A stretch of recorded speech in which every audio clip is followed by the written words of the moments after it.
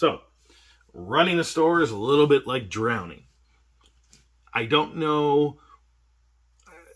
I'd like to hear other store owners talk about the first couple of years of running a store or business or something like that. Because the first couple of years, there's a lot of unexpected things that happen.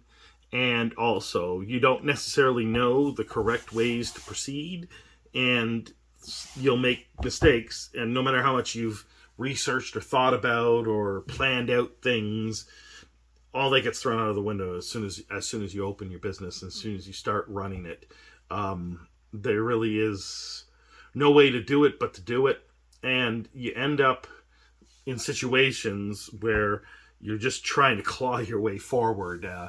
Basically, you don't necessarily even know what product is going to sell because you don't really have the data you need until you start selling the product. So you gotta kind of use your gut to figure out, I need this much of that, I need this much of that, I need that much of that. And so you end up in situations where you've overordered, you've underordered, or whatever, but you've pre-ordered things, especially I don't know about all kinds of, the other kinds of businesses that aren't selling games, regular retail, but you have to pre-order a lot of games. Pretty much every game you have to pre-order. Now, when I say you have to, is because if you don't pre-order them, they may not be available on the release day when people are looking for them. And this is especially true in collectible card games. Maybe board games, you can get away with not pre-ordering them. They'll be in stock on the day of release. And if someone has been asking about them, then you can bring them in. So it's a little bit easier that way. But with collectible card games, if you didn't pre-order it, you're not getting it on release day, and that's the best day to get it because that's when it's going to move the most. So you make these pre-orders, and they come out when they come out. And at least with collectible card games, you generally know the day you're going to have to pay for it.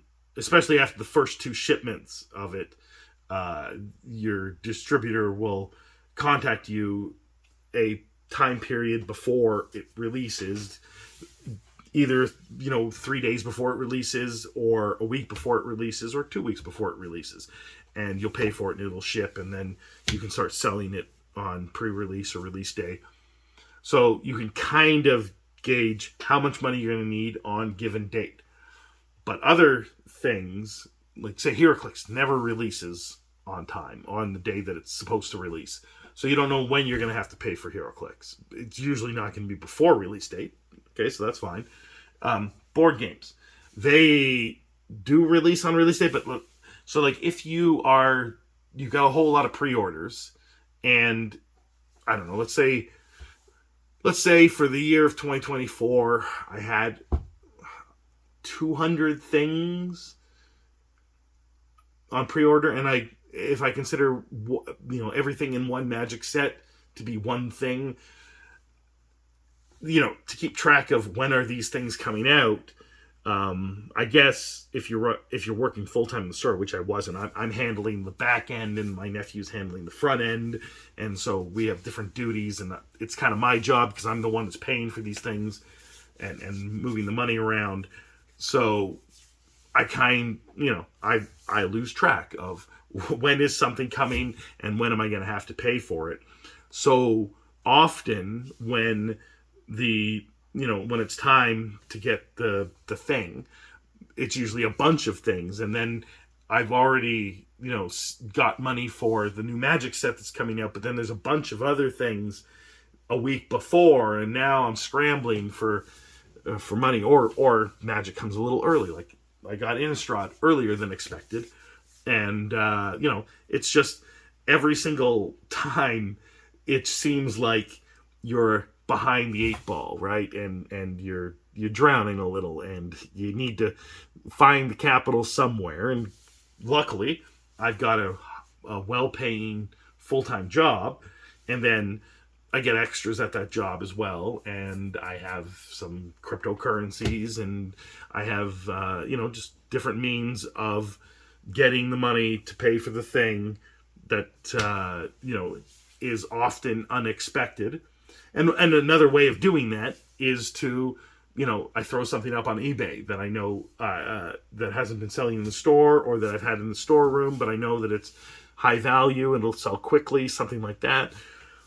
All those things are all these little tricks, but it's stressful almost every week because you don't know when your distributor is going to, call you and say, hey, you got to pay for this thing. So that's just kind of what I wanted to express to anyone starting a business. And maybe an at-home selling singles thing is a lot different because you're just maybe concentrating on one game, you're cracking packs, and it's very straightforward.